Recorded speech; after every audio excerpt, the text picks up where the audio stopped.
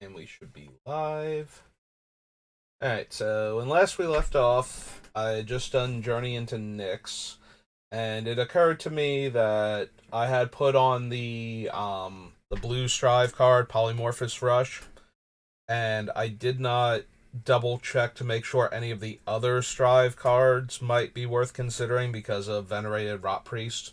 I think it's Venerated. It's the one green, the one drop where you target your stuff and opponents get poison counters. Target opponent gets a poison counter. Um, so because the strive targets multiple creatures, you can trigger it multiple times, I believe. Let me just triple check that while I'm at it. Duplicate tab. Back. It's Venerated Rot Priest.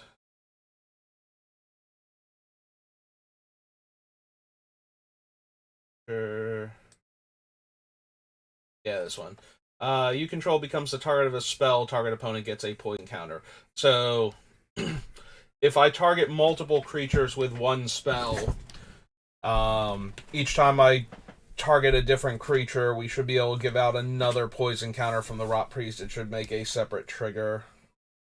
Toxic doesn't change. Any effects if a creature is toxic. Damage dealt by creatures. Replacement. Nope. Just generic stuff about toxic. Nothing at all about his triggered ability, but I am 99% sure it works that way. So yeah, so I went back and I actually added the green one that gives the creatures the fight ability, Citizen Tactics. Because it has a very cheap strive cost. It gives all of my creatures the ability to fight other creatures until end of turn. They gain tap. This creature deals damage equal to its power and then takes that much damage back, type of thing. It literally gives them tap fight a creature. So that combined with Infect being able to give out -1/-1 counters means that I can cripple things that I can't kill, which may be relevant also. And we should have a okay number of Death Touch creatures, not necessarily a swarm of them, but since there are several Death Touch, Infect, and Toxic creatures, I believe. There's at least the one that I can think of off the top of my head, and then there's the other Rot Priest that can give your toxic creatures Death Touch. I think there are a couple other things with similar wording, so. So anyway, we stopped at Journey into Nyx, so we are currently, the next set in order is going to be Judgment, so let's go ahead and do that and have the thing crash. No, don't do that. Go back. Now, will you search for my thing instead of removing everything that I had selected? Thank you. So, again, a whole lot of stuff that we're almost definitely not doing anything with. Most of our creatures, not minions, and we can only buy back specifically the black ones since we won't have any red ones to work with. Wrong Giving Trample is not the worst, but it's also kind of whatever. We don't really have a lot of looting effects or discard for value.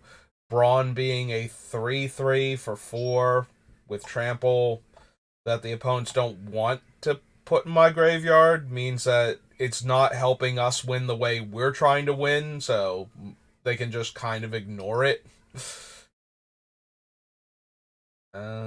So yeah, I don't think Brawn. And then we go through all that trouble and just gets eaten out of the graveyard by random graveyard hate too. Like, if we could get into the graveyard consistently, where it's just like, oh yeah, we're gonna put it in the graveyard, and then if they get a way to remove it, they get a way to remove it, but we don't even have anything to put in the graveyard, really. So, similar problem with Genesis and Filth for that matter, because it's not like we couldn't run Urborg and give all of our creatures Swamp Walk and therefore unblockable. If anything, that might actually be better, the fact that we could run Urborg and Filth together. But yeah, that thing's like, it's even harder for us to get that thing killed. We have to leave it back on blocks because they won't be able to block it if we've set this up properly, and they're definitely not going to want to. So I can take 2 regular damage every turn, or your entire board of infect and toxic creatures can become unblockable. Yeah, no, I think I will take 2. Nope. No. Counter on target creature, no. Gross and Verge, no.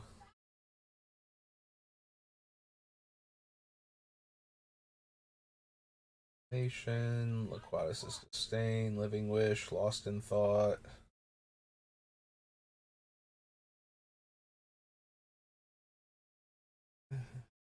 No. No. Yeah, I don't think we need the return cards from opponent's graveyard. We don't need any of the phantom creatures.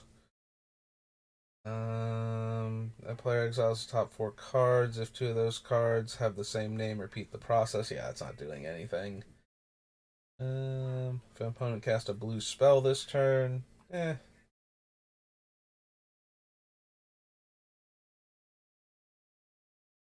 Um, Wonder, same issue as the other one, so. And yeah, I don't think we need any of the Wormfang creatures. Okay.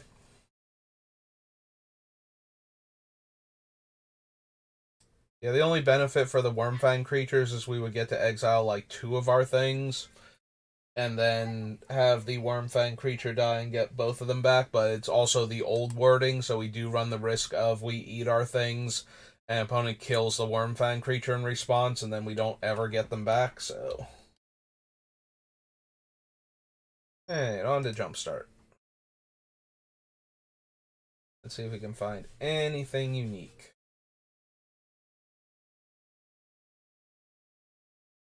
Um, huh. I forgot Allosaur Shepherd was reprinted in Double Masters.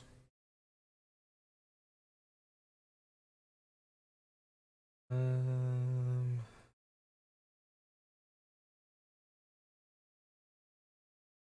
okay, yeah. I had to stop for a second because it's like, oh right, it's green, spells can't be countered. It's the other thing. I'm like, I'm pretty sure it's just elves, and unfortunately that leaves us with like Glistener Elf and Viridian Corruptor as like the only things, because turning our infect creatures into 5/5s is almost definitely an upgrade. So if it could affect other things, but it is elves, and our elves are very few. I think it's like 2 or 3 total elves in the deck right now that would actually care about. Actually, I think I was gonna say Eternal Witness, but I believe she's a human druid, so. Enters the battlefield, target artifact card from graveyard to hand. Eh. We have a few artifact creatures with infect. Eventually, I'll get back to the sets that have infect, and we'll go over them again real quick to make sure that I don't want some of the worse infect and toxic creatures, just because there's not going to be as many things that we want to run as I thought. If 1 or more +1/+1 counters will be put on a creature you control twice that many counters are put on that creature instead. Yeah, we don't really do enough for the doubling season, I don't think. Like those type of effects to warrant putting one in here. For Sentry, no.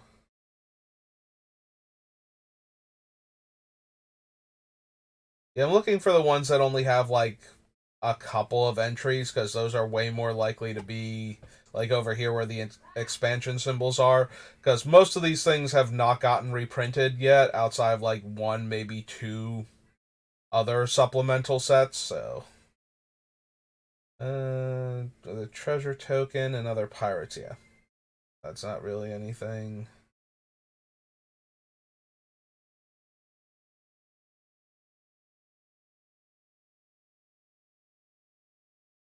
And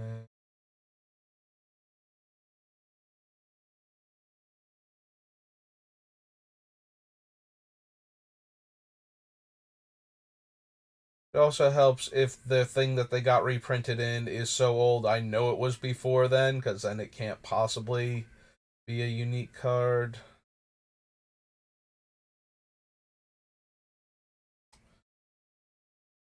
Makes it go a little bit faster. I'm less likely to get distracted by the game text of a card, trying to process when it's from and what it, you know, would be in the deck. It's Herald's Horn, which bunch of commander sets.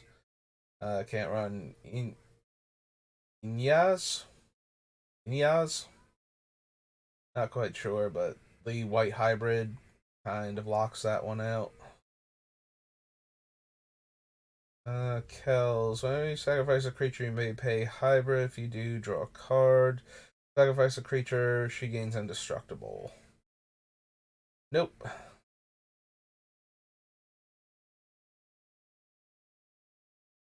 Uh, Lightning Core Excavator, no.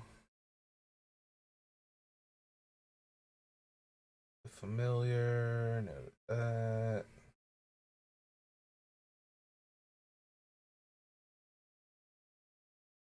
Ring Phantasm, Mearsire. No, no. Nebelgast. I can't run her because she's the red one.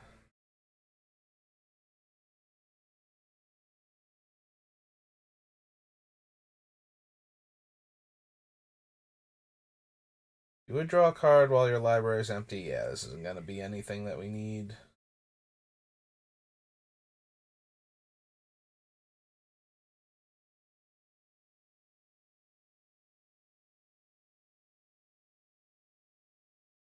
Nope. All of these so far. And nope. Dark Realms.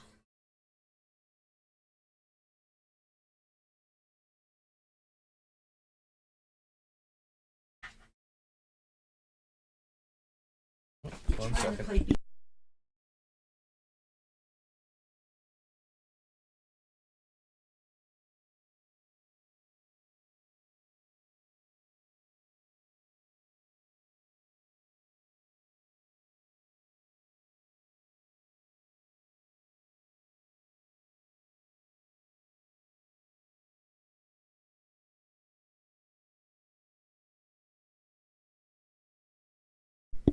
Okay, and I'm back.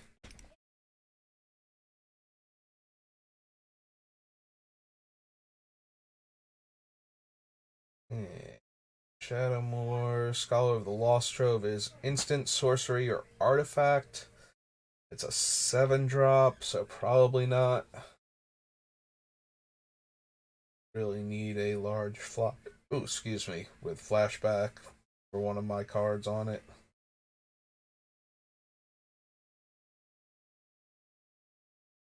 Yep.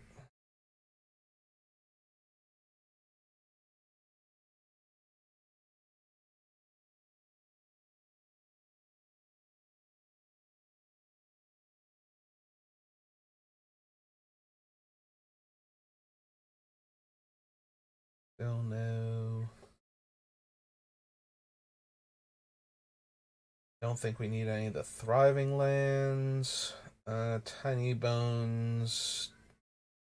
Yeah, we're not making our opponents discard all that much, so probably not drawing the cards, and we don't care about making them lose the life either, so. Sorry, Tiny Bones. If you gain life this turn. Nope.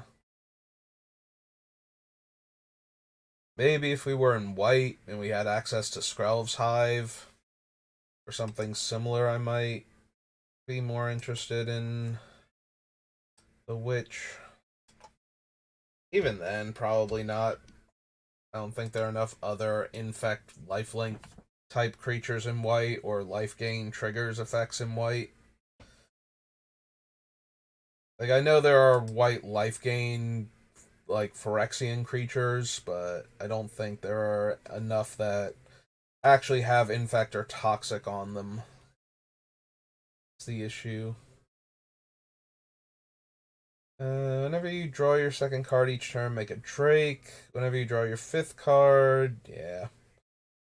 Anything we're going to be doing. Ashcoat. Some sort of attacks or blocks other rats you control get +X/+X, where X is the number of rats you control. Beginning of your end step, you may mill 4 cards. If you do, return up to 2 rat creatures from your graveyard to your hand. The only rats we have are like septic rats, Camulax. There's one other Phyrexian type rat. There's the rat that has infect and gets +1/+1 if your opponent has a poison counter, and then there's the rat that has infect and comes into play to give everybody a poison counter.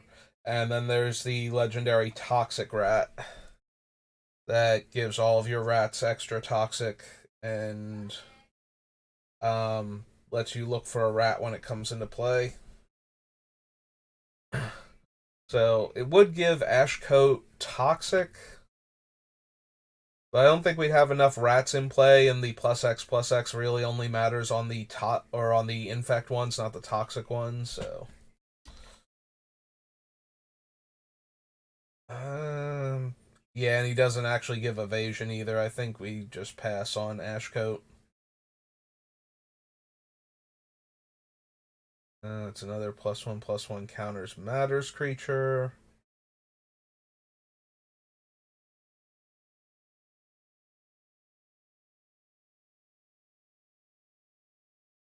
Yeah, I was gonna pass up on it. I am like rereading it though because it does have tap remove one of its counters to put 2 counters on another creature functionally.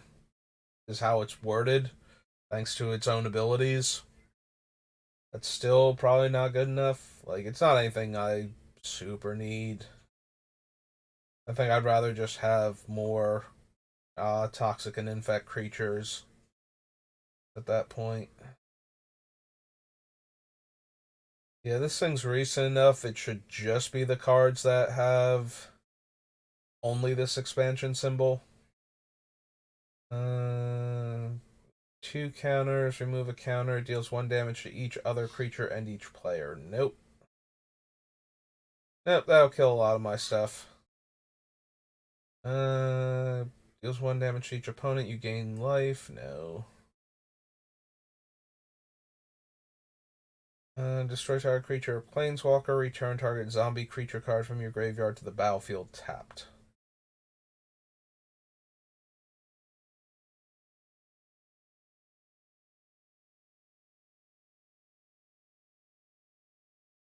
Guys, choose one. If you have exactly 13 life, choose both. Draw a card and lose a life. Exile target opponent's graveyard, that player loses a life.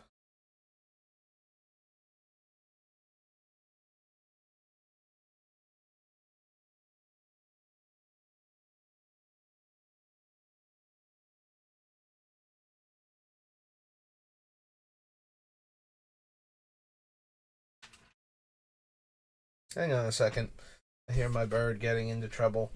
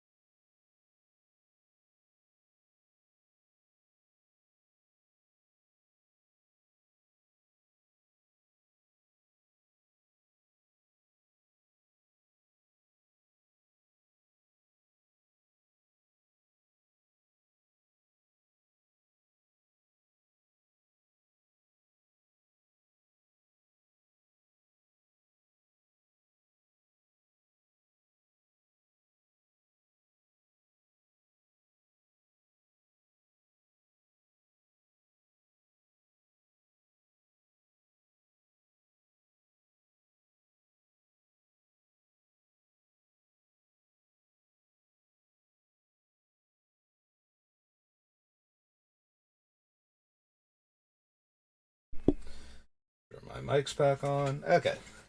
Yeah, he's getting into trouble, chewing on things that he's finding. And since I'm streaming, I don't really have time to sit down and play with him, and he won't behave back here. So. Copy of target token you control not named dutiful replicator.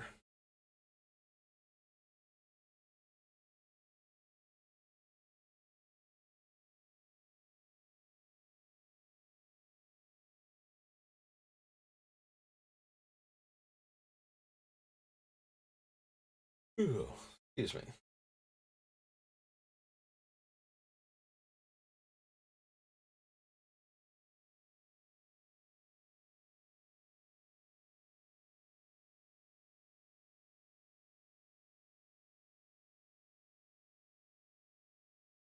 Reach, enters the battlefield, search your library for a basic land card, reveal and put it on top of your deck. Nope.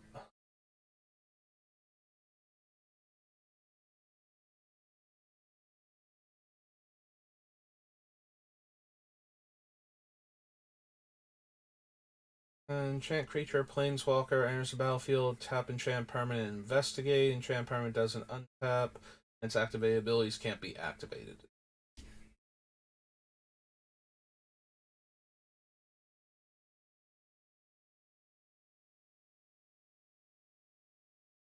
My goodness, the jumpstart and all of the sheer volume of cards that it has. Only doing 3 out of the 5 colors when we got 6 pages. Tap, add black, and 3 tap, sacrifice it, draw 2 cards, and lose 2 life.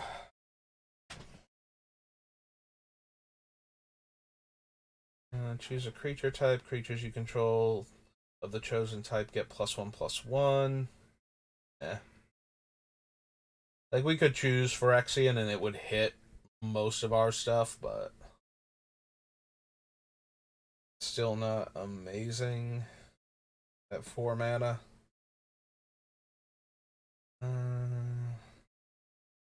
Play Snow. Oh, right, and it has a white activate ability anyway, so it wouldn't count if we wanted to run snow cards in the deck. If you would scry a number of cards, scry that many +1. Look at the top card of your library. If it's one of those things, put it onto the battlefield. So, no. We don't scry nearly enough, and we don't have any of those creature types. I can't run Kibo because of the red. Counter target creature or planeswalker spell and make a Thopter.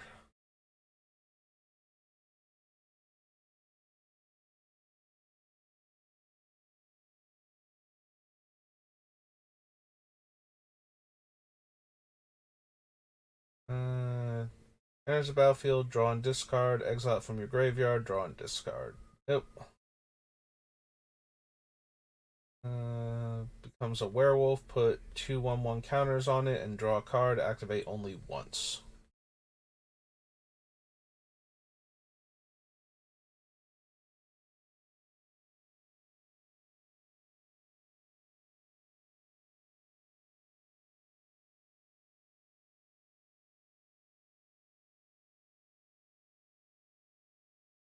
Focusing on the right side, and I won't get as distracted.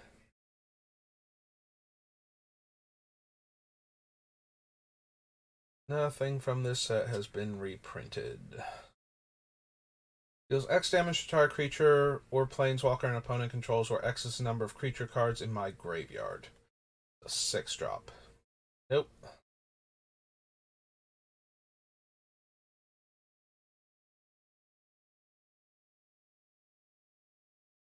It's a copy of any creature on the battlefield except it's a power in addition to its other types, and it has whenever this creature or another creature with the same name deals combat damage to a player, you draw a card. I never noticed that. If you copy your opponent's creatures, you give the opponent's creature the ability whenever this thing deals damage to a player that its controller draws a card.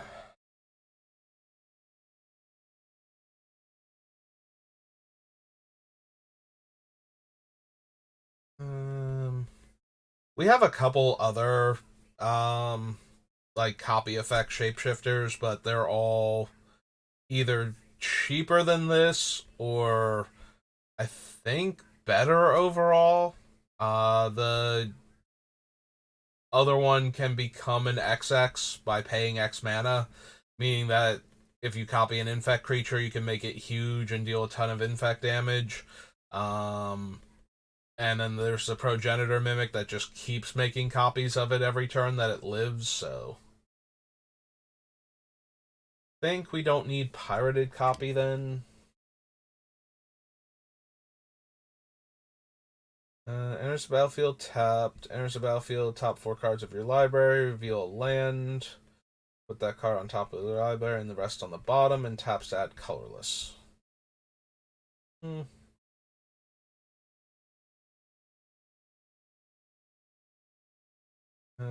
Herald enters the battlefield or attacks. You may search it. Oh, right.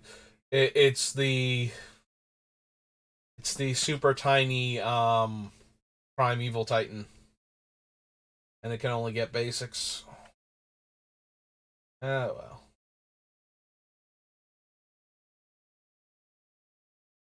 Aging for a land card, put it onto the battlefield and shuffle until end of turn. It becomes a 4/3 insect with reach and haste. That's still land.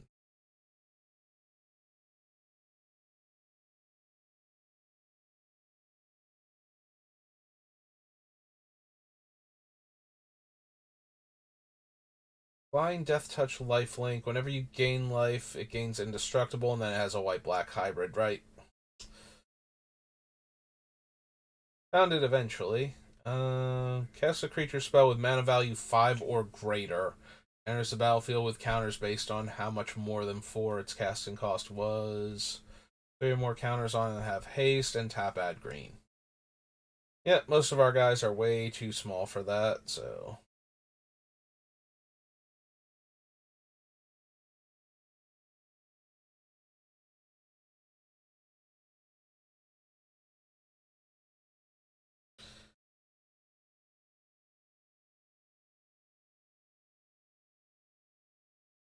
Enters the battlefield, each opponent discards a card. Each opponent can't puts 2/1/1 counters on Skull Slither Worm. Alright, real quick, I feel like this is the first time I have seen this thing, and I don't think I opened it, and I think I missed it while going through and pulling out the cards that I didn't have for the set, so let me just add a quick notation here for that to double check. Is it URM or ORM? ORM.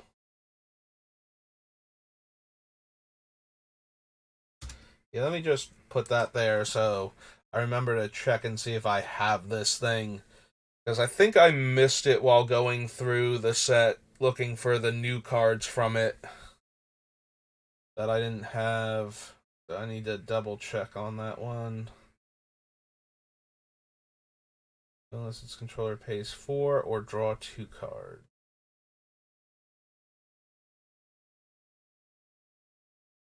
Creatures you control get +1/+1 and gain trample.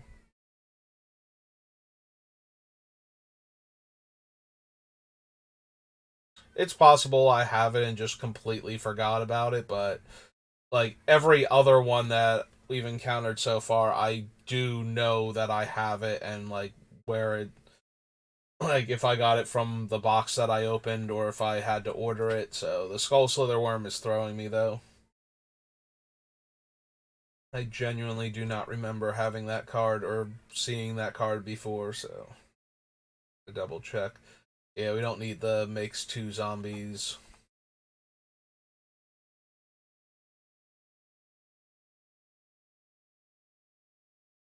Synchronized Eviction. Costs 2 less if you control at least 2 creatures that share a type.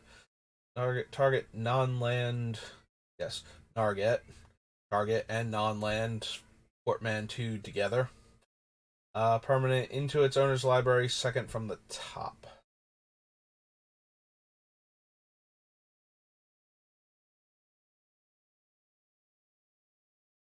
There's the Thrashing Brontodon that's trying to Make bedroom eyes at me. I swear this thing looks like it's just like eyeing me up, and it's like, no, no, Thrashing Brontodon.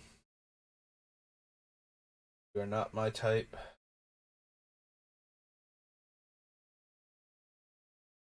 Has those giant anime eyes on it.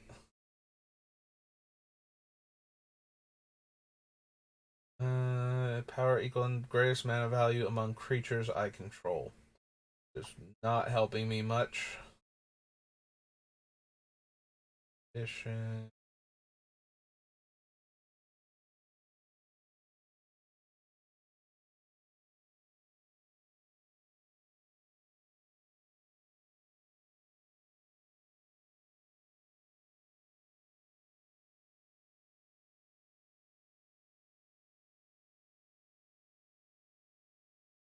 Anything else that is unique to this set?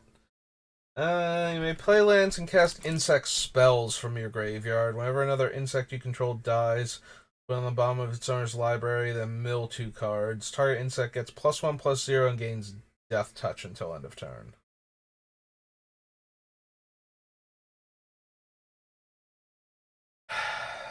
We don't have any payoffs for self mill other than Zask itself letting us play lands from the graveyard. We do have multiple things that make the infectious insects, although that might only be like 2 or maybe 3 cards total, so that also might not be good enough. Yeah, okay, I don't think we have enough for Zask actually. Alright, so that was Jumpstart.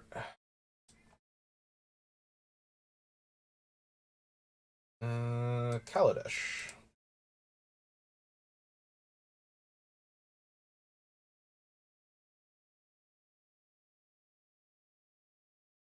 Alright, so one of the biggest problems with Kaladesh is because we proliferate, the energy cards that do really cool things are going to be just the tiniest bit tempting. And while I don't think any of them are going to make it, there's always the chance that I'm going to wind up, like, trying Aetherworks Marvel in the deck or something.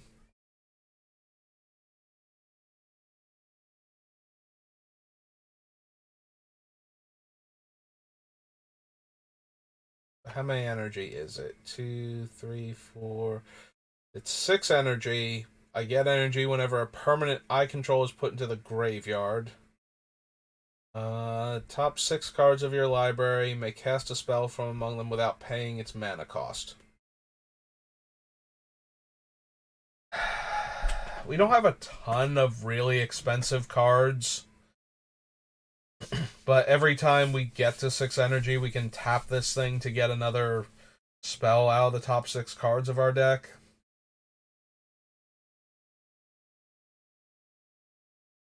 If there's anything else with energy that looks like it's actually worth running in the deck, then maybe.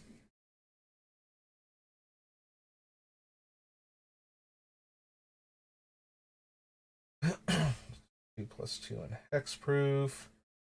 That being said, I'm not expecting to actually find anything.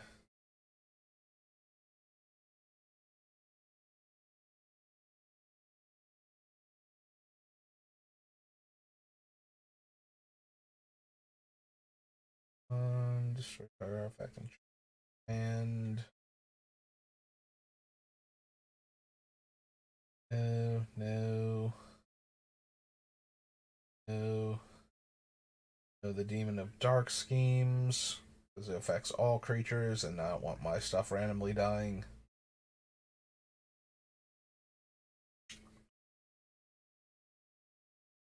Nope, nope. A1, put a 1/1 counter on it. Sacrifice Handicraft, put a 1/1 counter on each creature you control. Nope.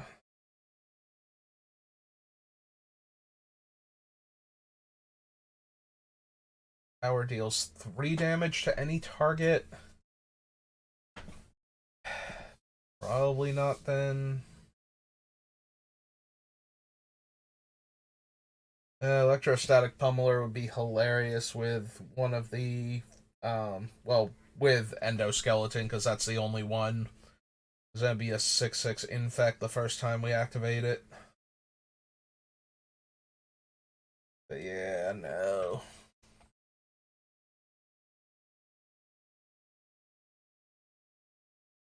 Get that many or poison counters, energy counters.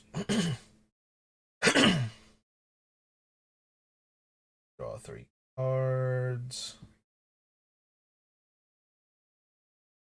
Puts counters on our creatures. Yeah, none of this. Fortunately, 2 or less.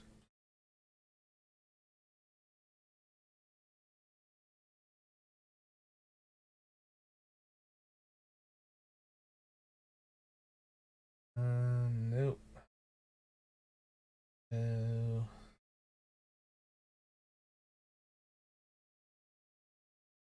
There. Nope. Key of the City makes the creature unblockable. When it becomes untapped, you can pay 2 to draw a card.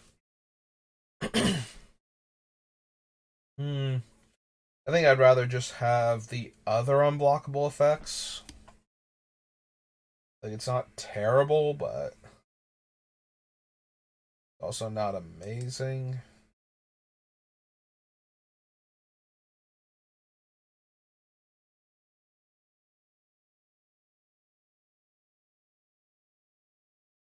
No, no. More no's. Mill 3 cards? No.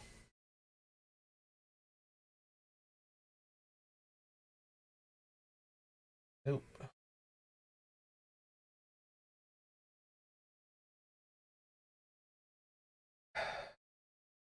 There's a teeny tiny temptation for Nisa. Having all of my lands have ETB, I may draw a card with Yarok means that I can choose to draw if I want to, and playing a fetch land, which we're going to want to anyway because of Evolution Sage, means we could draw like 4 cards in a single turn off of Nisa's ultimate.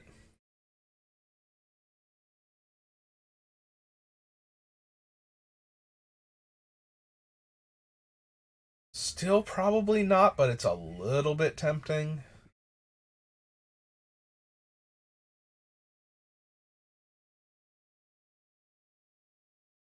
Yeah, we probably want some combination of like Noxious Gear Hulk and Ravenous Chupacabra. I don't think we want like the Lorwyn one or the, yeah, its name's gone, Shriekmaw or um Bone Shredder. Given that they have slight limitations on what they can target, even though they're cheaper. But yeah, I feel like we definitely want some combination of Noxious Gear Hulk and the Chupacabra in this deck. So this is Kaladesh. Oh, Noxious Gear Hulk.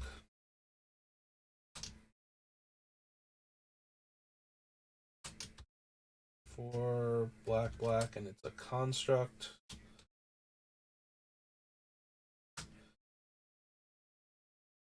Okay. So yeah, we almost definitely want one of those two and probably both of them, although we might not have room for both of them. And Harmonicon. And Harmonicon is only artifact or creature, not permanent. But we do have enough comes into play abilities on creatures. And 4-drop artifact. That.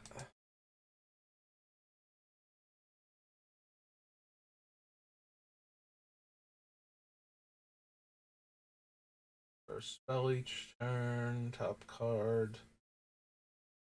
Cast it without paying its mana cost if it's a spell with lesser mana value. If you don't cast it, put it in your.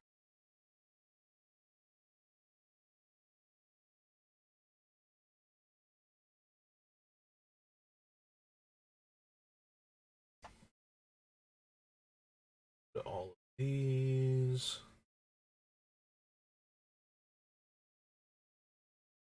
Nope.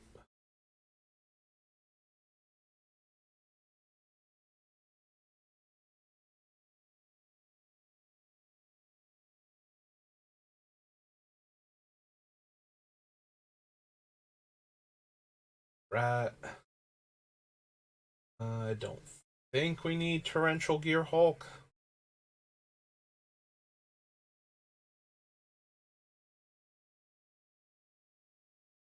Like, it's okay being able to copy 2 instants out of the graveyard, especially with all the proliferate instants we should have.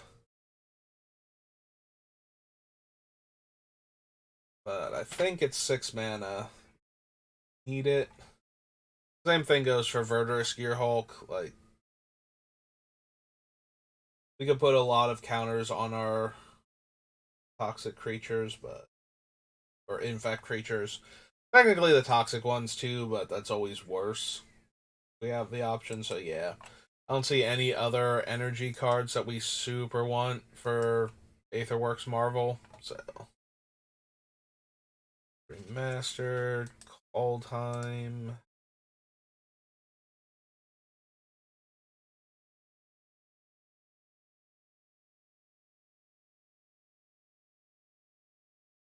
And you have shapeshifters you control become copies of that creature. Tiffany. No matters. Permanent you control becomes a entire spell or ability an opponent controls, you may draw a card.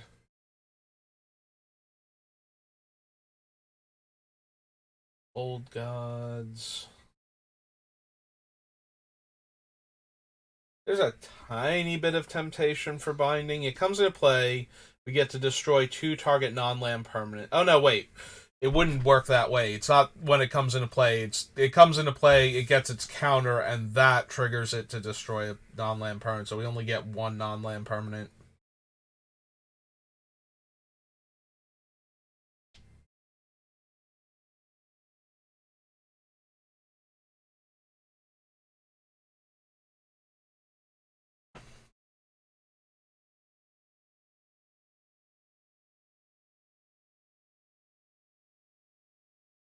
Yeah, maybe not then.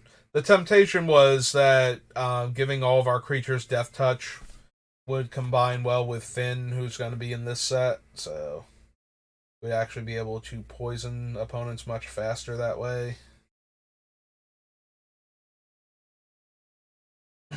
But we would need specifically Finn to be in play when the 3rd chapter goes off for that to be relevant, so.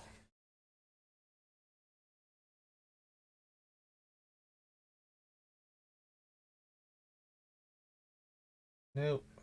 No.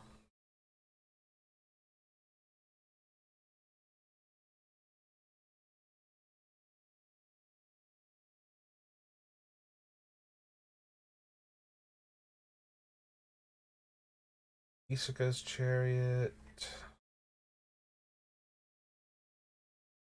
There's Finn. So, 1/3 Death Touch. Whenever a creature you control with Death Touch deals combat damage to a player, that player gets 2 poison counters.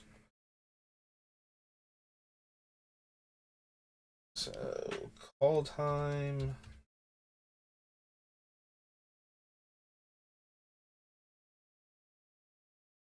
Where I can see him. So, Finn is FYNN. The all one word Fang Bear. Green. Warrior.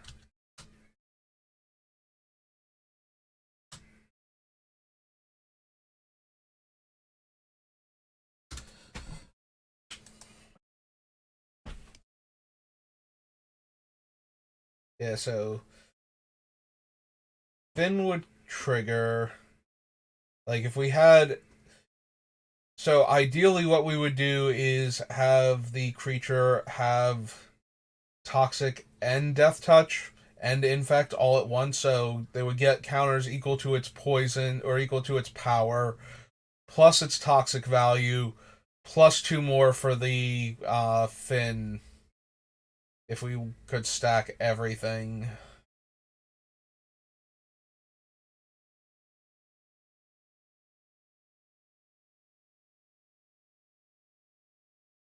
There are a couple cards that give our entire team Death Touch. And Death Touch is not bad with how small a lot of our creatures are. We want to make it unpleasant to block them when blocking is actually an option. Also, Finn just tacks on two more poison counters if the thing gets through, so it's not like we care. If we make our one thing unblockable, it's like, oh no, the death touch doesn't matter because now it can't be blocked, so it's going to get through for damage anyway. But at least Finn's also tacking on two more poison counters for killing that particular opponent. So still still worth getting the effect off.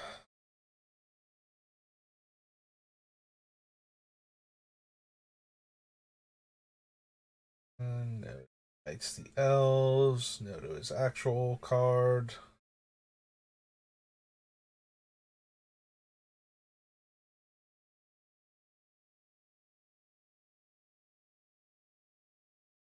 The Forsaken, no.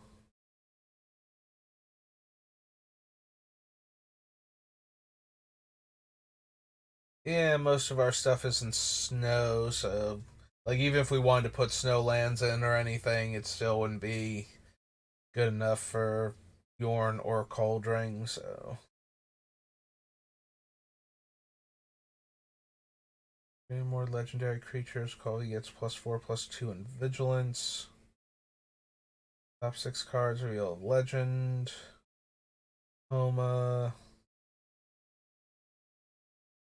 No, the Mass Vandal. Like, we can do slightly better than that. You may have Marie enter the battlefield as a copy of a permanent you control, except it's legendary and snow, in addition to its other types. And if it's a creature, it has 2/1/1 counters on it. Yeah, no, we can do better than this. Like, I think the pirated copy is slightly better for letting us draw cards when the things hit than Marie is with getting 2/1/1 counters on itself. Targets one or more other permanents you control. Create a token that's a copy of one of those permanents. When controls causes you to discard this card, create a token that's a copy of target permanent.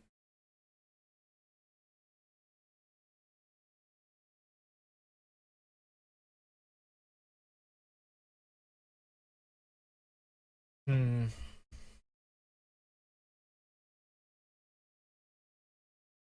Like, we're gonna have some number of things that target, and I did already put the enchantment on the list because of that. And we mostly want to target stuff because of the Rot Priest, though. So this would just give us more ways to benefit from targeting what's most likely going to be our creatures, because the Venerated Rot Priest specifically wants creatures to be targeted, so. But if we're gonna do that, I kind of want, um, well, preferably buyback first and foremost, and then flashback and other things like strive, where we get to target something multiple times from a single spell.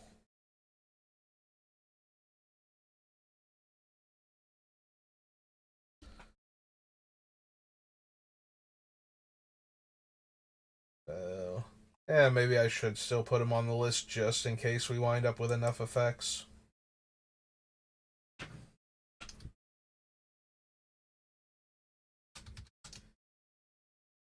One word or two word for all form? The hyphenated word.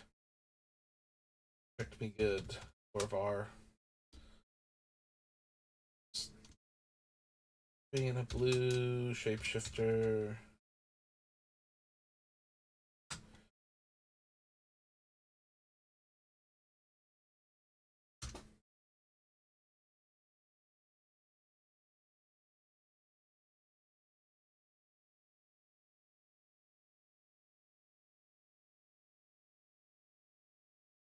And return a creature card from your graveyard to the battlefield tapped. Hmm.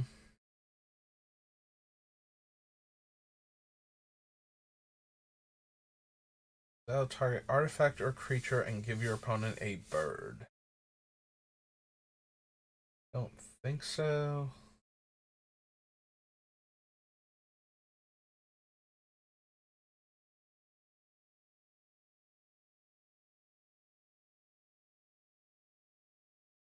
Most of our stuff is Phyrexian, but not all of it is. I don't think I need the Realm Walker. It's a little bit tempting with how consistent our creature. Whenever you cast a spell of the chosen type, copy that spell. That one's a bit more tempting, though. If every time I cast a Phyrexian creature, I get another one, and our creatures are all good in multiples, I think, like all of our Phyrexians are, unless I put in like a Praetor. Yeah, okay. Like that one might actually be better than the other options. Uh, probably spelling that. Yeah, there's two T's. Is 4 and a blue for an enchantment.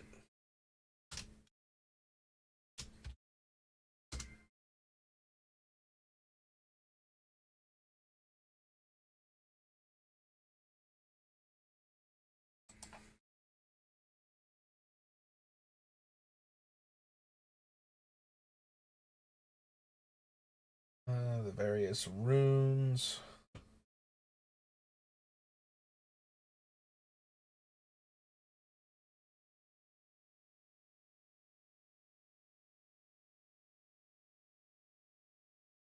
I was gonna say probably not, and they do all when they come into play. I get to draw a card, so I get to draw two cards off of any of them coming into play.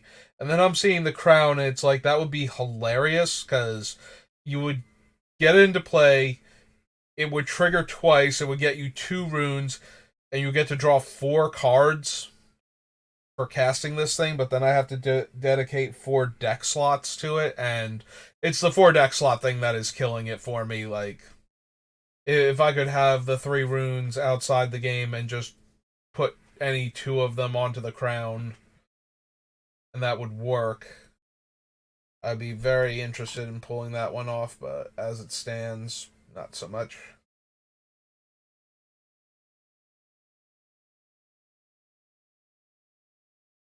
Berserker, no. Target creature gets -2/-2. I make two elves, no.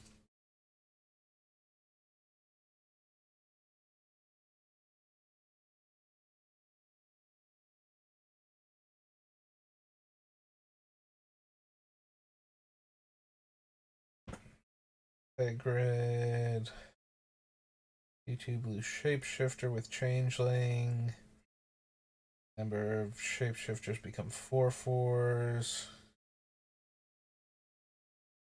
Its power to that permanent. Nope.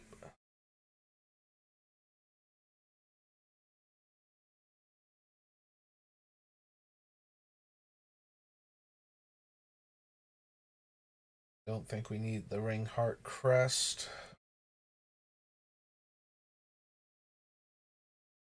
World Tree.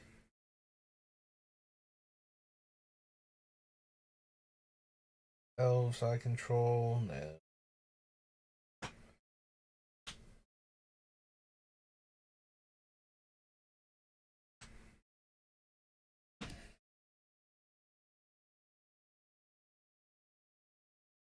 Nope.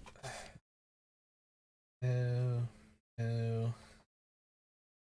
If I would put one or more counters on a permanent or player, I put twice that many. And if an opponent would put one or more counters on a permanent or player, they put half that many, rounded down. Yep. Yes to Vorinclex. 100% yes to Vorinclex.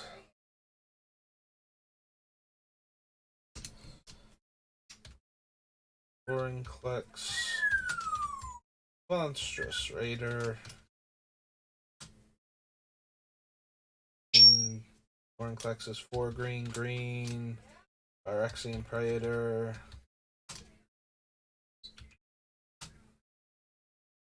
6/6 Trampler. Yeah, nope, that is pretty much exactly what I want. Every time I would put a counter on somebody, put an extra counter on them.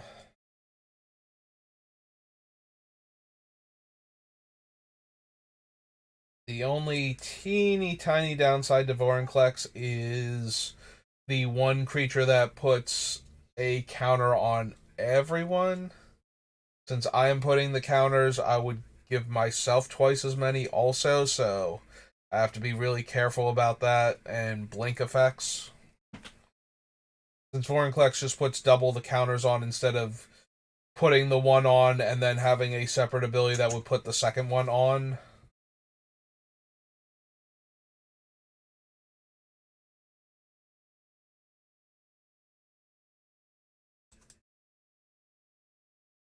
Alright, so that's Call Time. Call Time Commander. There's one card that cares about creature types, and I forget what it is, where we might be able to do a thing with it because most of our creatures are Phyrexian. That's true. The blue-white casting spells from outside the game. I may put a land card on the battlefield tapped and an elf card into your hand. No. For each elf I control and return the crown from the graveyard to your hand.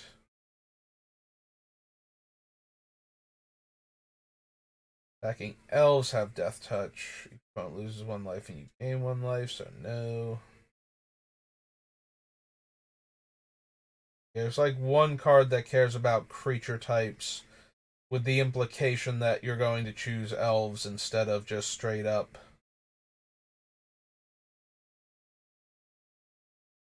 Nope.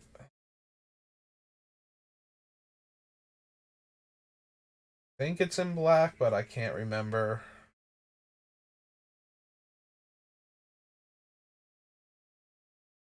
Nope.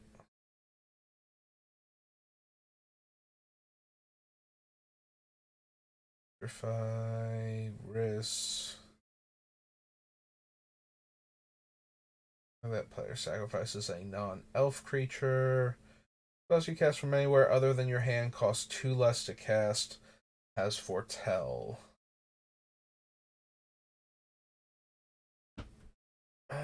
Elf dies, I can exile it, and tap pay 2 life, I can cast a spell, it's exiled. Opponent's control with toughness X or less to its owner's hand, where X is the number of islands I control, and Foretell.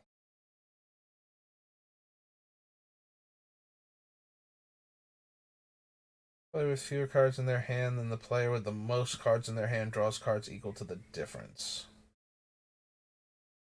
Cast that for 2 mana. Set it up ahead of time. Draw a card for each opponent who controls fewer creatures than you. Don't think so.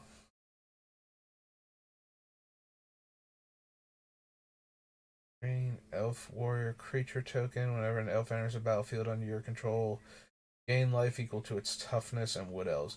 I could have sworn there was like one card, and I thought it was black, that didn't care about elves, it cared about creature type from this set. But we don't seem to have seen it. Oh, there it was. I passed it. Choose a creature type. Target player draws X cards and loses X life, where X is the number of creatures they control of the chosen type.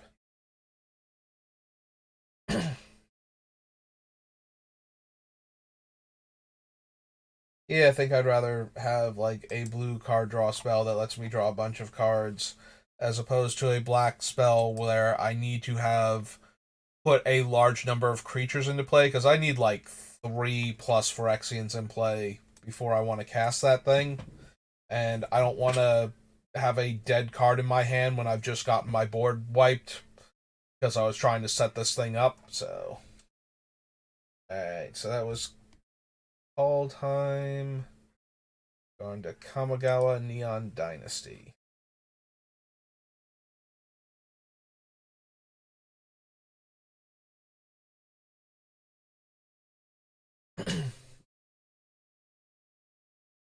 Nope.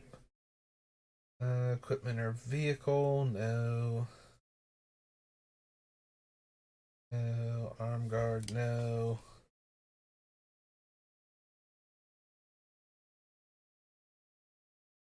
Probably not for Assassin's Inc.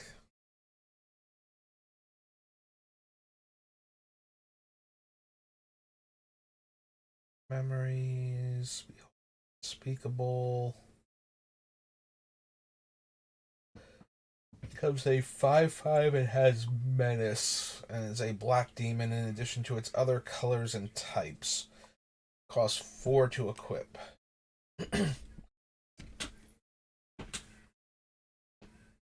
So if we can do 3 black and 3 in a single turn, we can turn one of our like little infector toxic creatures into a 5/5 menace. It's probably not anything we super need to do, so Seiju who endures. Destroys an artifact, enchantment, or non-basic land. I keep forgetting. I always want this thing to be able to destroy a non-creature permanent. Yeah, I don't think we need Boseiju. I definitely want ways to kill a creature outside of comes into play abilities because I need to be able to destroy Elish Norn, the new one, if she's in play. Since she's going to shut down my deck pretty hard when she's in play, but that's actually kind of ironic. I did not think of that when I was putting the deck together. So if you've watched any of my other things, you know that I was considering Norn out of spite for Sheldon's overreaction to her. And instead, I decided to build this deck out of spite to my negative reaction to Poison and Commander. And it did not occur to me how much she specifically wrecks this deck specifically. Like this is the ideal deck for her to go against because it is so all in on comes into play abilities that not getting to trigger any of them would actually be problematic for me.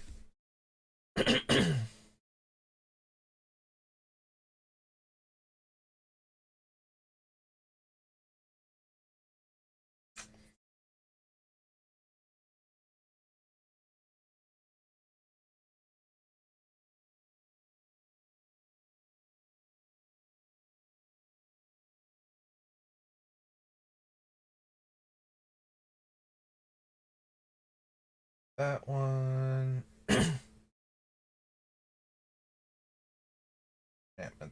Oh, no.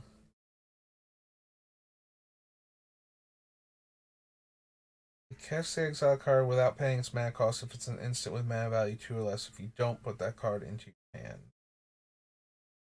Nope.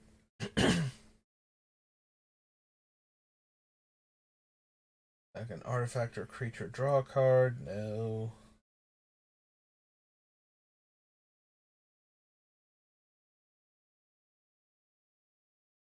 Yeah, that only affects permanents. I was considering the dramatist puppet, but actually I did not think of that with all the proliferate. We can speed read through sagas too.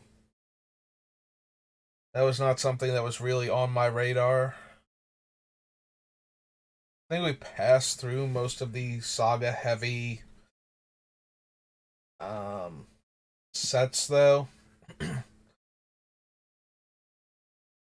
I could definitely see there just not being any that I'm like super interested in doing that with.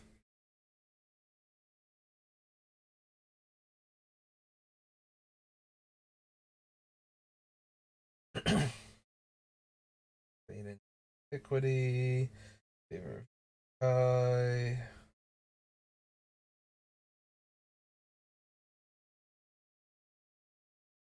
and this enters the battlefield, return target permanent card from your graveyard to your hand. If it would die, exile it instead.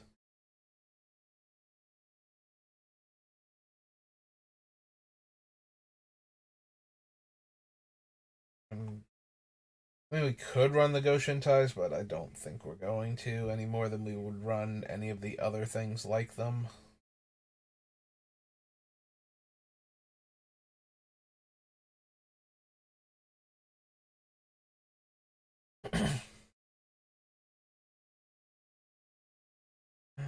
If you control a modified creature, so no, can't run Hidetsugu.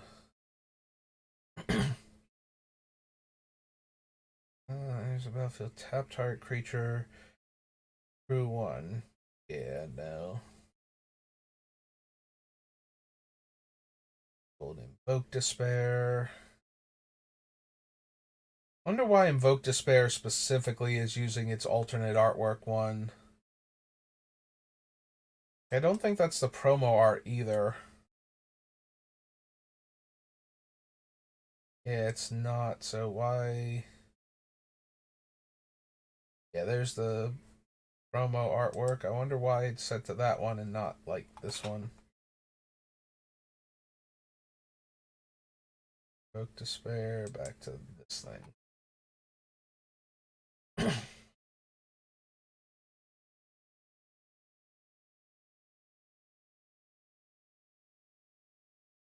4/5, you gain control of target artifact or creature and untap it. Yeah. Yeah, I don't really need any of them. Whenever you cast an artifact, instant, or sorcery spell, copy that spell. You may choose new targets for the copy only once each turn. Whenever an opponent casts an artifact, instant, or sorcery spell, counter it. This ability triggers only once each turn.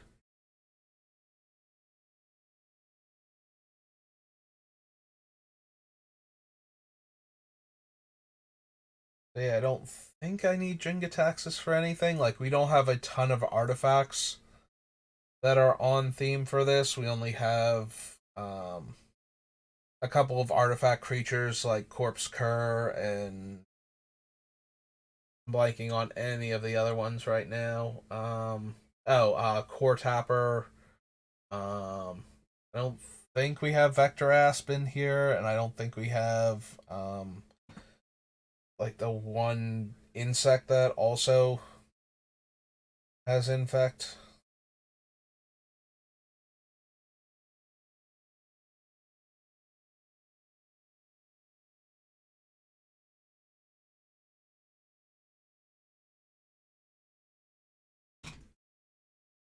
I mean, I wouldn't mind having an extra contagion engine.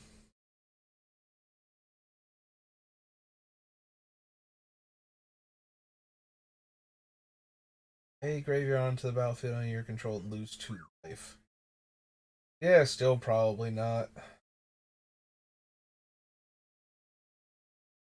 Deal 6 cards, then return up to 2 instant and or sorcery cards from your graveyard to your hand. No. Kaido phases out on his first turn.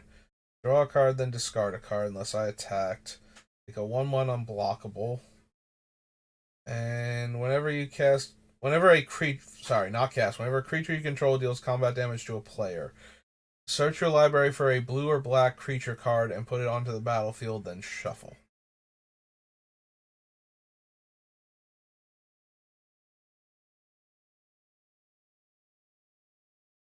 Um, yeah, I don't think so. Or rogue, which most of those aren't.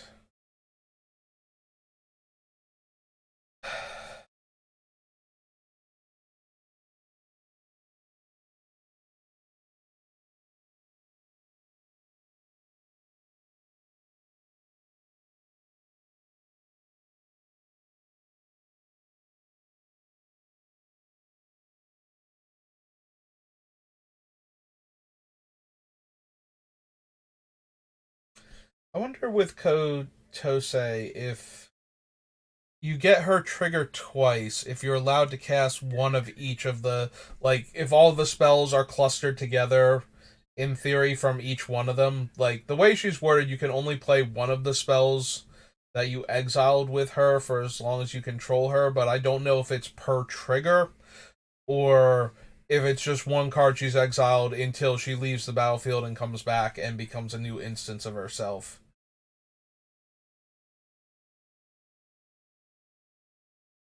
I don't think that super matters, but I'm kind of curious. If I exile two spells with different names, can I cast both of them with her? I think the answer is yes. I think this is all one ability, but I don't know. You leave the cards the same name. If another player gains control of it, you won't be able to play any of the exile cards. Even if you later gain control of her. Similarly, if she leaves the battlefield and later returns, you won't be able to play the cards that were exiled the first time it was on the battlefield. But nothing about if you copy her. I think she creates two instances of her own ability, like in its entirety, because you're copying it. Like, I don't think it's when she comes into play, you exile and then you search for the other things, and then stop, and then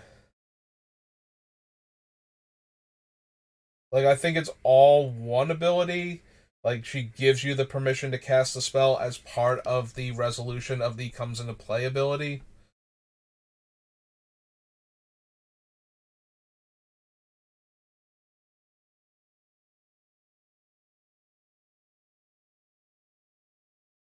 Because otherwise, I think she would have to say you may play one of the cards exiled with Katotse, um,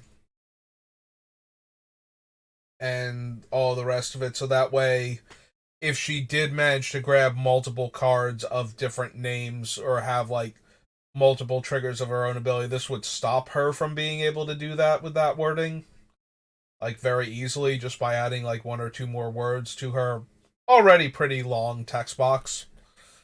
That's the one thing is I'm worried that because her text box is so long, they didn't bother to break it apart and just imply that it wouldn't work and thought they had done enough with her. Like, but I would think that that would be down here in the Gatherer rules if they had known that that was a thing she would do and wanted to stop her from doing it.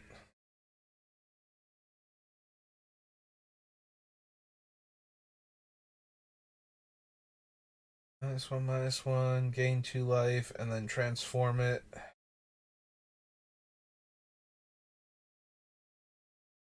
Choose target creature with mana value less than X. Search your library for a creature with the same name. Alright, so that's terrible for us.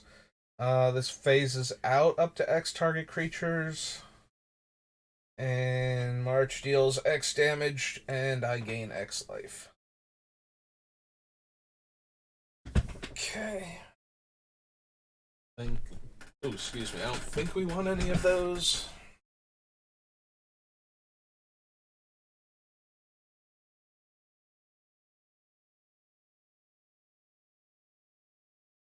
Permanents I control. Each legendary creature you control gets +1/+1. Each non-token creature you control gets +1/+1 for each other creature you control with the same name.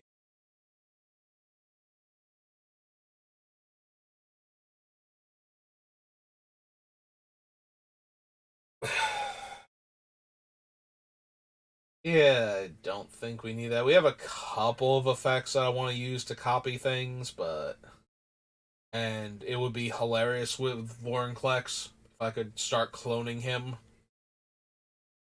But then I think I would want the other, like Mirror Gallery also, just to be redundant. Yeah, I don't think that's not really where this deck is going to begin with. So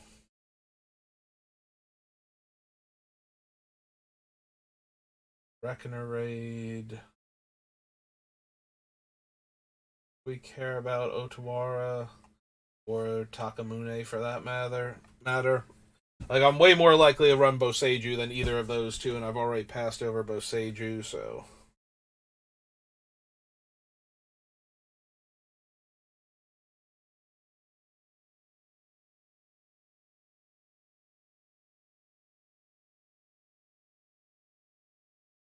I think we need that. I'm looking at the backside of it now, but because we would be able to pay X and have our infect creatures enter with X counters on them, but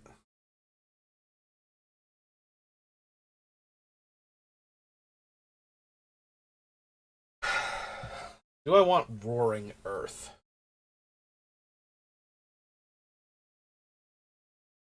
Having landfall put 2/1/1 counters on my creature, especially with the doubling comes into play abilities is how we're getting two counters in theory. Um, Being able to proliferate those counters.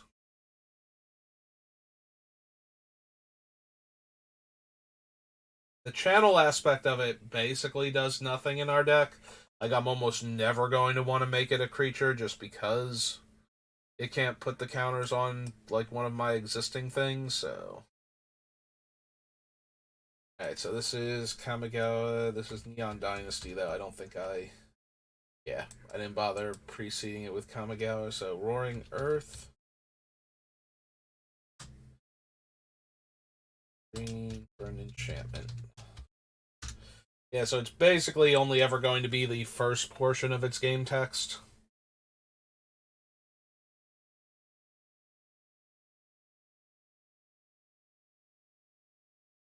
Put one of them in your hand and the rest on the bottom of your library.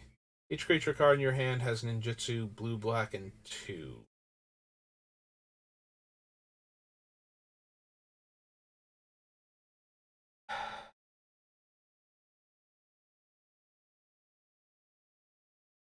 The things Satoru does that are good in the deck, bouncing back creatures with comes into play abilities in order to ninjutsu in my new creatures. Um, Letting me ambush somebody by changing the amount of poison that they're about to get from whatever I'm hitting them with, that they thought they were safe to take it. The problem is that Saitoro itself is always a known quantity when its effect is active, so it's not like we can hide him while still gaining the ability to use his effect mid combat. And I'm not planning on being able to flash this in first and then ninjutsu in the same turn.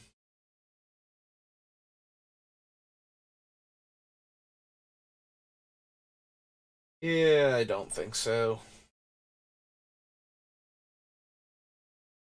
I don't have enough good enchantments to get back.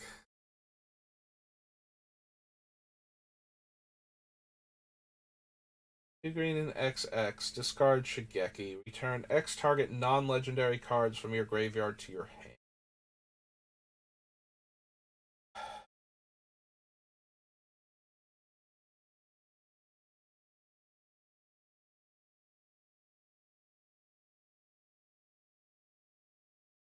Probably not. There's a tiny bit of temptation for Shigeki because there are a lot of cheap creatures in this deck, so channeling him for like so it'd be 6 mana to get back 2 spells, and then untapping we'd be able to play both of those spells almost all of the time. The problem is like getting to 8 mana to get back 3 cards.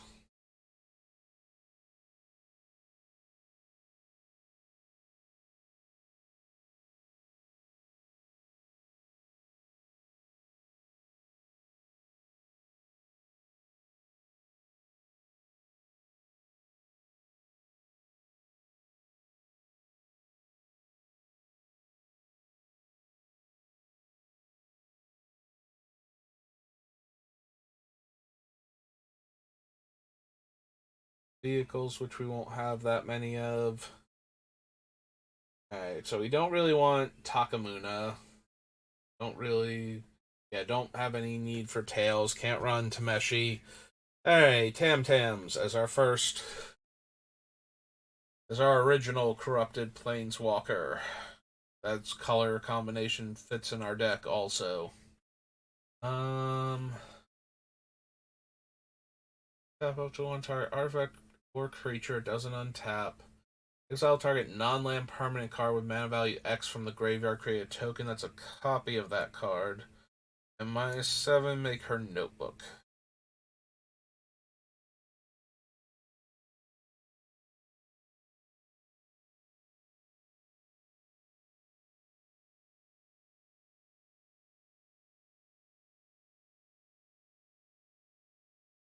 Yeah, I don't think we actually need her. Like, she can be run in the deck, and she's fine as far as like blocking out a defender slash attacker, so that we can get in for damage against a particular opponent.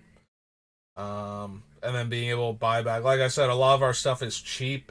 She might be able to minus and get back something relevant, and then still be in play after doing that. So she might be able to buy back like two evasive infect creatures or whatnot, or toxic creatures. Still isn't amazing though. Let's see. Cast an enchantment spell. If you don't control a creature named Kaimi, make Kaimi. And it's a legendary 3/3 frog. And cast an enchantment spell. Each opponent loses one life and you gain one life. Yeah, nope. Mill 3, make a spirit, put a 1/1 counter on target creature, then blink that thing.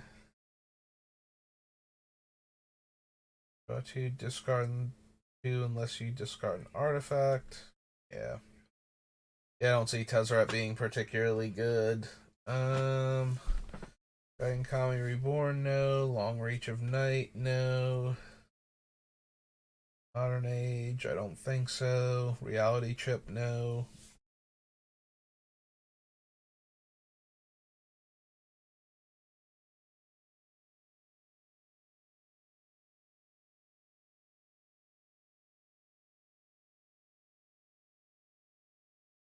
When Thousand Face Shadow enters the battlefield from your hand, if it's attacking, create a token that's a copy of uh, another target attacking creature. The token enters the battlefield tapped and attacking.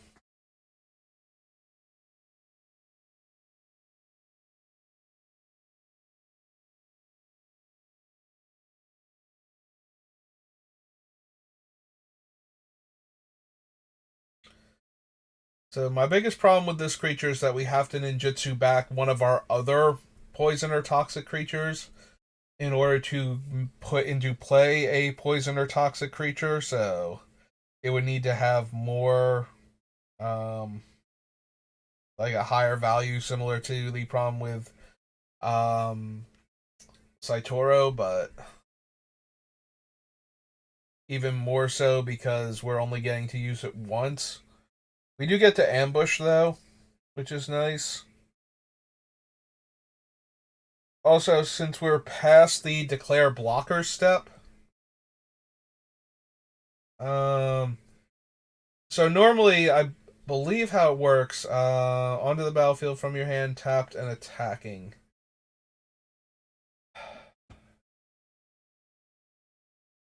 I kind of forget how ninjutsu works in multiplayer. Like, can you put into play tapped and attacking a different player than the one that didn't block in the first place? Like, my intuition is that it was intended to work. Like, I'm attacking you, surprise, this thing's a ninja and it's still attacking you. But I don't 100% know that that works that way. Because I don't think you ever get a chance to. Do they have like the ninjutsu thing down here? Token is attacking. Okay, so this was the part that I was thinking about with the token. Since it's put into play and it doesn't specify that it's attacking the same thing that Thousand Face Shadow is attacking. Um, at that point, the token definitely can attack something else. Return the attacking creature. The ninja card stays revealed and isn't put on the battlefield until it resolves. If it leaves your hand before then, it won't enter the battlefield. Creature with ninjutsu enters the battlefield attacking the same player or planeswalker that the returned creature was attacking. This is specific to ninjutsu. That's what I thought, because I don't remember ever being able to go, oh, you're taking it, now I'm attacking your planeswalker. You know. But yes, the token made by Thousand Face Shadow is put into play, tapped, and attacking. Um, Attacking. Remember that the rules for ninjutsu specify creature.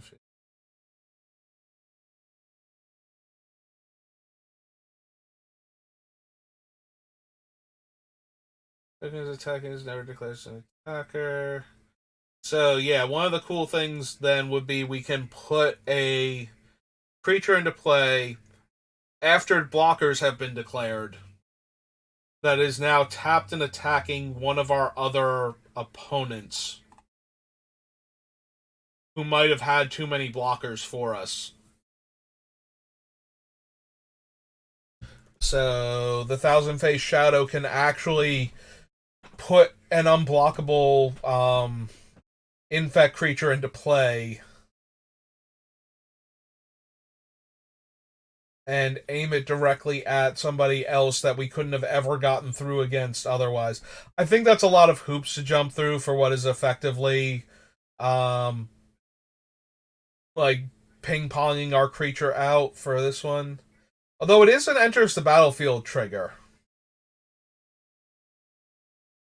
So we would make 2 copies of whatever we target.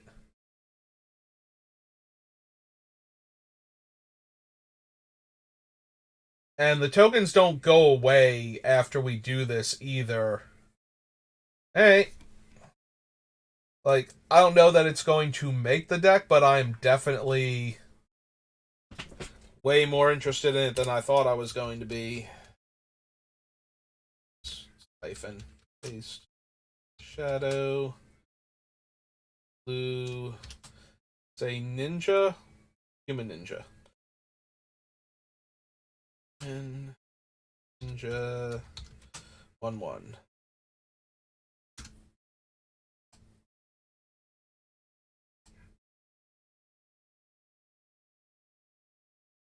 And then afterwards, it is an evasive threat. We could throw like injector or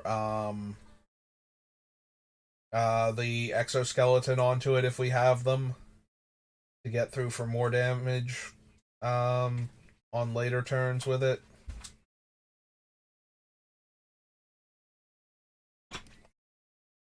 Yeah, the idea that we can put the tokens into play attacking players that we weren't initially attacking, and that we could get multiple ones with how our deck is set up makes me at least want to consider the Thousand Face Shadow for the deck. So we will. We'll put it on the list, and I will think about it later on. Alright, so that was Neon Dynasty. Then Alchemy, then the Commander set. So there's a red-green modified matters, and the other deck was blue-white vehicles matter. So we get the blue and the green cards from this set. Bunch of Thopters. Among other creatures you control, double the number of counters on it.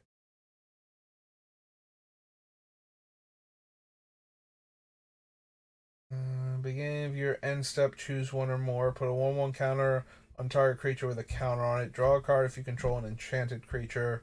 And make a 1/1 spirit creature token if you control an equipped creature.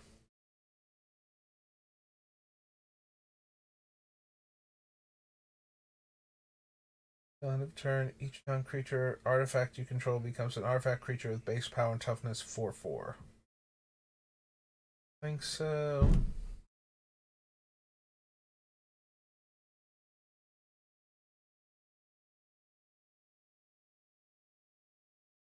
Go Shintai. Enter battlefield as a copy of target creature opponent controls, except it's a vehicle with crew 3 and loses all other card types. It has to be specifically an opponent controls, so no. A 1/1 counter on Cannoneer, and it can't be blocked this turn.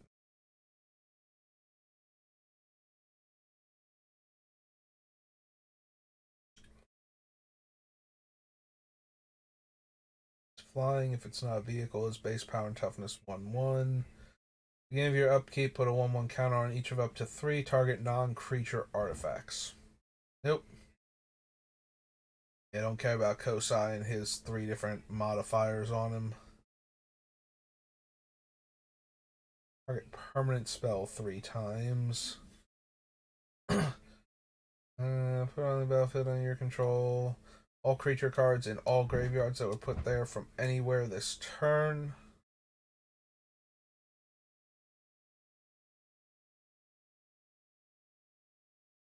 And he's got 8/1/1 counters, so no to all of those.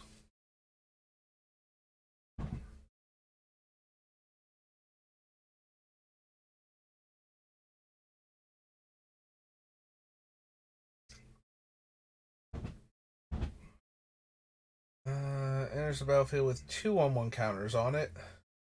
Search your library for up to X basic land cards where X is the number, or X is its power, and put them onto the battlefield, then shuffle. Flash flying, deals combat damage, draw a card. No.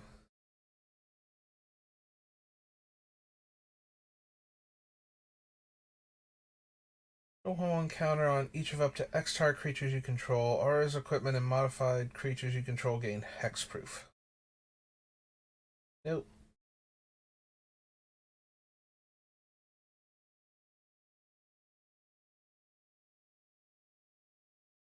Or equipped creature attacks at an amount of green equal to its power. You don't lose mana as steps and phases end. Till end of turn. Figures for 3.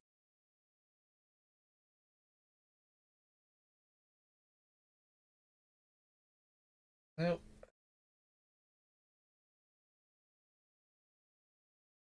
Improvise, draw X cards. No.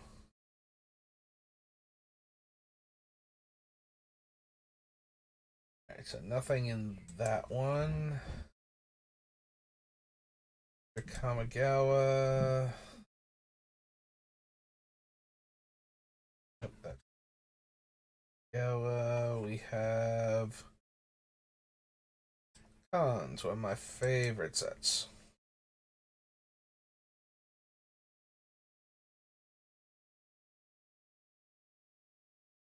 Well, there's going to be a lot of 1/1 counters in this thing, but I don't know if any of them are going to make it in. Alright, we also get our other blue, black, green tri-land. This has the enemy color tri things.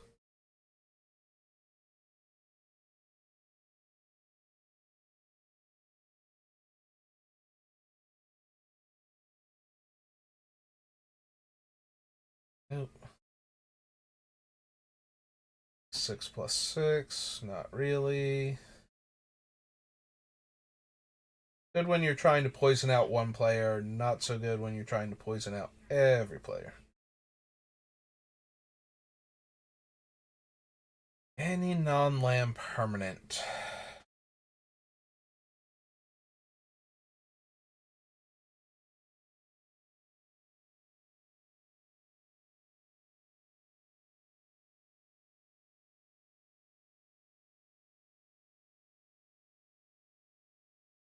Yeah, I suppose not.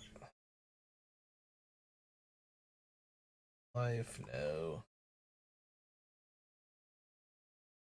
A creature, a planeswalker, nope. Time, probably not.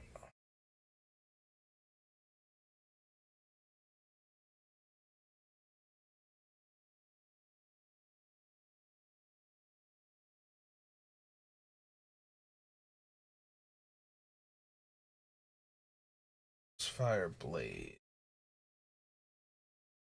Target's a colorless creature. Nope. Other non-token dies. Draw a card. One or more 1/1 counters will be put on a creature you control. That many +1 1/1 counters are put on it instead. This would Hydra's turn face up. 5 counters on it. Target creature owner's hand. Tap X creatures.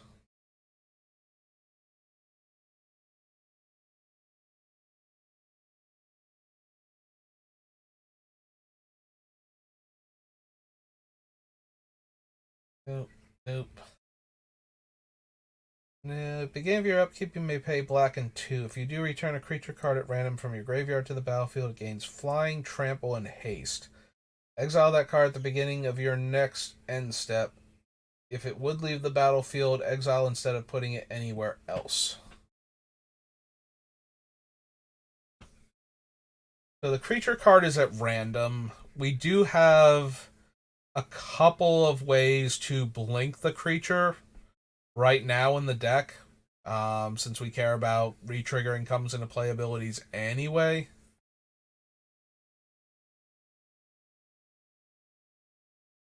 It is a 6-drop creature that needs to live till our next turn,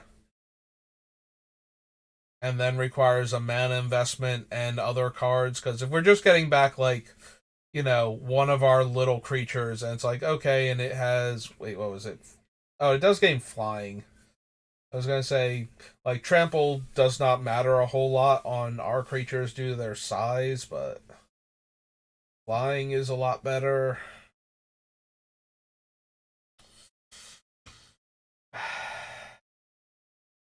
Still feels a lot like a 6-mana do nothing enchantment as far as commander is concerned.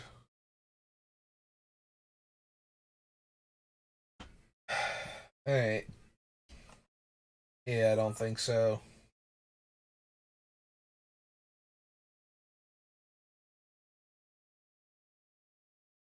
Face up. Target creature you control gains hexproof.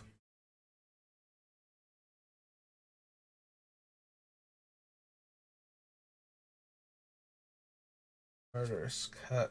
No. Opulent Palace. There we go. There's our land. So, cons.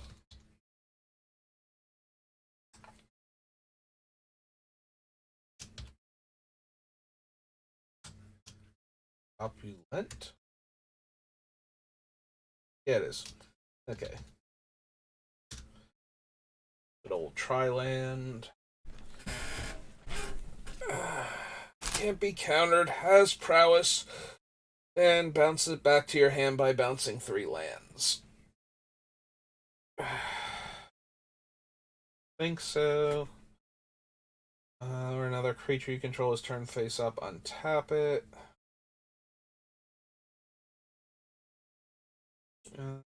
Creatures you control get +1 power. Warrior deals combat damage. Ugh. Your graveyard, put that many counters on the Vizier. Yeah. Move X 1/1 counters from target from among creatures you control. Target creature gets -X/-X. All creatures able to block target creature this turn do so. Like, random lore effects, probably not. They do help to get through a lot of damage, but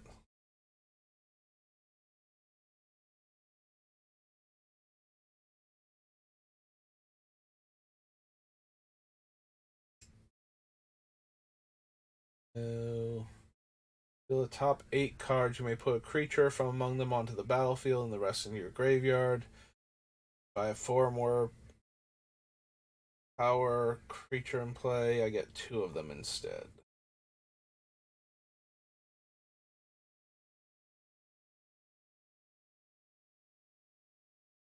Mill 3 cards. Whenever 1 or more creature cards are put into your graveyard from your library, create a 2/2 zombie token.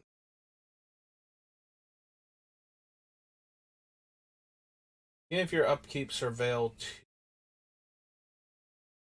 Destroy target monocolored creature, target artifact or enchantment, or draw 2 and discard 2.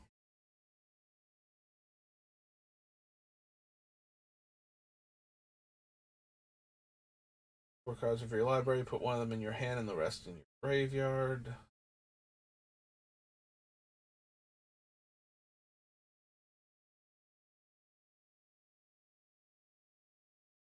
Nope. Oh.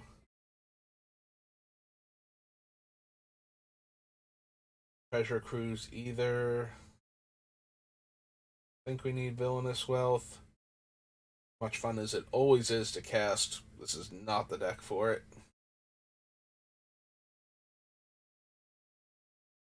Hey, well, we made it up to cons.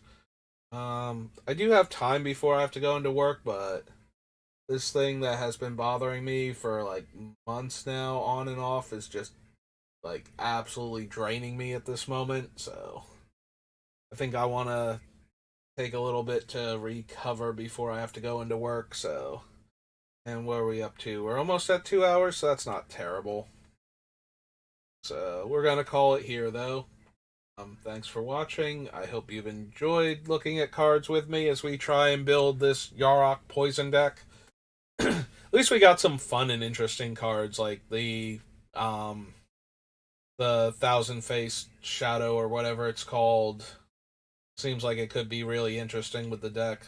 And now we have to make sure we pay attention to death touch creatures, especially the toxic and infect ones with Finn. Although I kind of knew that in the back of my head, but now that we've gotten to them, maybe that'll help me pay closer attention. I've really thought about it when we came across that one, the hooded Blightfang or whatever. That's like um a death touch lord kind of. But yeah, we'll try to keep an eye out for more things that work with Finn that would be really good in the deck in general. Sorry, Ruthless Ripper, that's still not you. But yeah, it's going to do it for me for today. So I hope you've enjoyed it, and I will see you next time. Have a good rest of your day.